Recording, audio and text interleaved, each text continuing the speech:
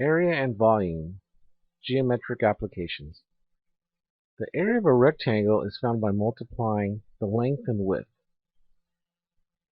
So this is the formula. We simply multiply the length and the width. Here's an example of a rectangle where the width is 5 feet and the length is 12 feet. We find the area by multiplying those two numbers, 12 feet times 5 feet, and that is 60. Multiply the two numbers, and then we put the units as square feet. Notice that the exponent is 2 on the feet. That's to show that we're talking about the area of this rectangle. Quite often we use square feet when we're talking about a house. This house is 1,500 square feet or 2,400 square feet.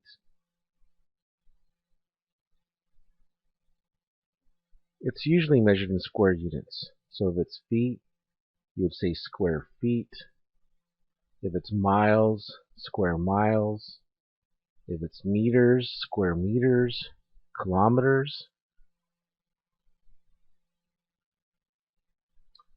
Okay, so here's another example. Find the area of a rectangle. If its width is 9 meters, m is for meters, mi is for miles, m is for meters, the metric system. So the width is 9 meters, and its length is 12 meters. Okay, so using our formula, area is length times width, and it doesn't matter which one you put first. You could write width times length, because remember, multiplication is commutative, so the order in which you write it does not make a difference. So 12 meters times 9 meters, multiply the 12 and 9, that's 108, and you read that as 108 square meters. So I know it looks like meters squared, but you read it properly as square meters, like square feet.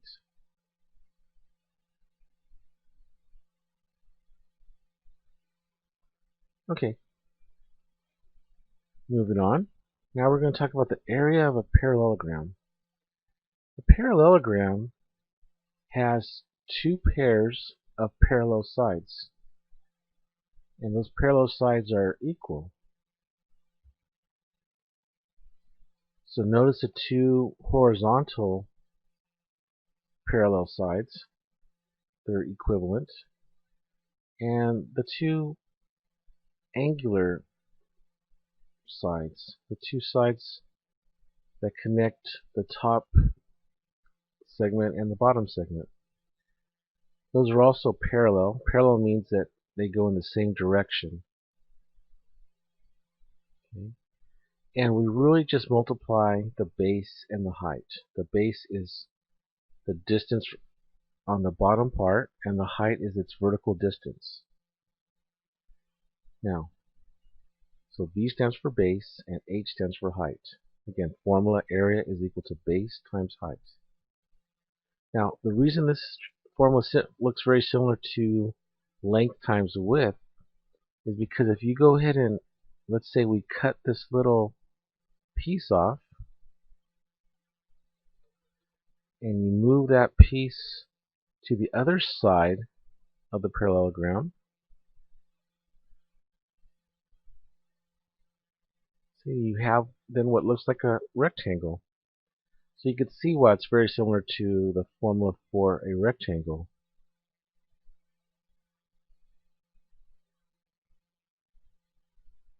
Okay, find the area of a parallelogram if its base is 8 yards. So YD is abbreviation for yards, and the height is 15 yards. So again, we're simply going to multiply the base and the height. So 8 times 15, 120, and that would be read as 120 square yards.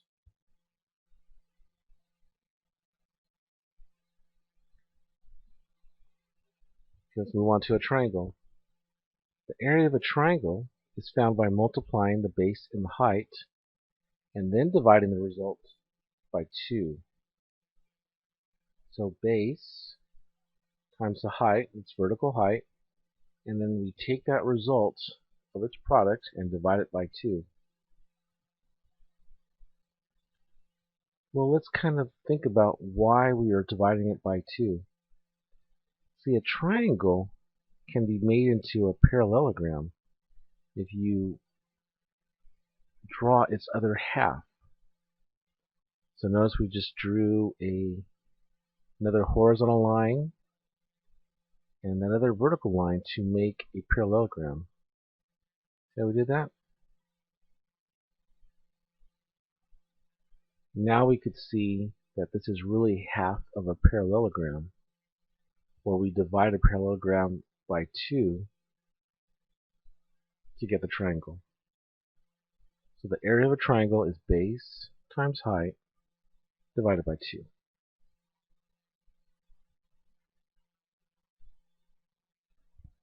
Okay, so let's find the area of this triangle if its base is 9 miles and its height is 8 miles. So again, we're just going to use that formula, multiply the base times the height, and then divide that result by 2. So base times height divided by 2. So 9 miles times 8 miles, that gives you, right, 72 square miles, and then divide that by 2, 36. So this triangle has an area of 36 square miles.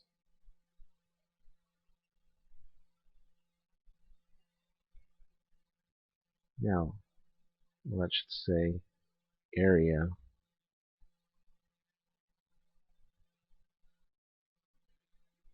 The area of some polygons can be found by separating the figure into rectangles. So notice this shape here, this polygon. It's not a rectangle, but if we cut it into 2, we could actually make it into 2 separate rectangles.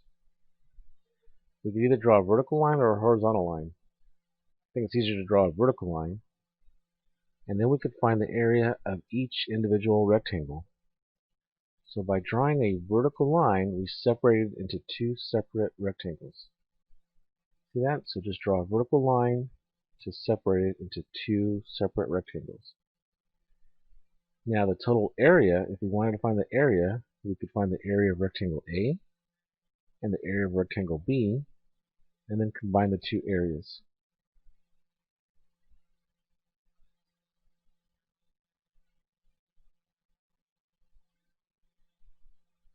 Okay, find the area of the geometric figure.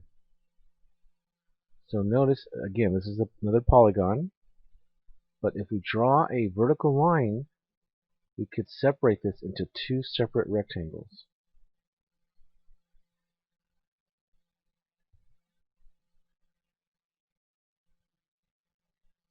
So now we have 2 separate rectangles, A and B. Make sure you take some time, write this down on your notebook. Okay, let's look at the area of rectangle A. Remember that we need 2 sides of the rectangle to find its area. We need the length and the width. Now we have the width, that's right, it's 5 feet. But do we have the length of that rectangle? It's not 18 because 18 goes all the way that includes rectangle A and rectangle B. So we can't use 18. So we're going to have to find that horizontal line segment for rectangle A. That's 14.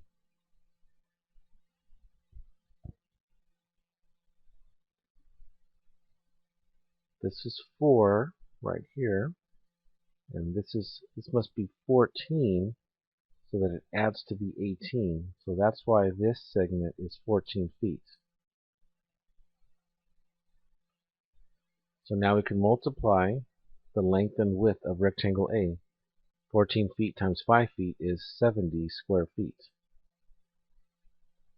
Now let's look at rectangle B. Do we have the length and width of the rectangle? Yes. 9 feet and 4 feet. So the width is 4 feet and the length is 9 feet. Again, sometimes some people think that we need to say that the width is the smallest side, or some people say it's the vertical side is the width. It doesn't really matter, because you can take any rectangle and move it sideways. So B is 9 feet times 4 feet, which is 36 square feet. Now to find our total area, we're going to add those two numbers, and that will be the area of the original geometric figure. So that's 106 square feet. Okay, let's do one more. Volume. The volume of a rectangular solid, like a shoebox, kind of container, is found by multiplying the length, width, and height. So we multiply three sides of the rectangular solid. Length times width times height. And that tells you the space that is within the box. Here's a little example. And again, multiplication is commutative, it's associative. It doesn't matter which order you multiply the numbers in. So the volume is 3 times 2 times 6, and that gives us 36. And when the exponent is to the third power, we say it's cubic. So that is cubic feet. So volume is usually measured in cubic units. Cubic feet, cubic meters, cubic centimeters. Notice I wrote there 5 cm to the third, or that's 5 cubic centimeters. Sometimes it's also abbreviated as 5 cc. 5 cc. So if you've been watching medical shows, you might hear somebody say, administer the patient 5 cc's of epinephrine. So cc's is the dosage that fits into a syringe, and that's the volume in that syringe. So cubic centimeters is cc, another phrase for cubic centimeters. Okay, let's do another example. There's a mistake there. That should say find the volume.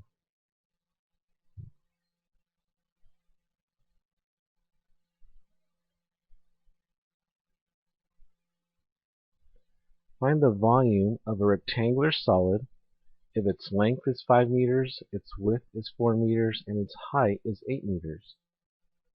So once again, multiply all three numbers. Length times width times height. So multiply 5 times 4 times 8. You can go in any order. 5 times 4 is 20. And then 20 times 8 is 160. And then don't forget to put the units. 160 meters cubed, or cubic meters. You will read that as 160 cubic meters. Okay, that's the end of this video, and I'll see you here for the next one.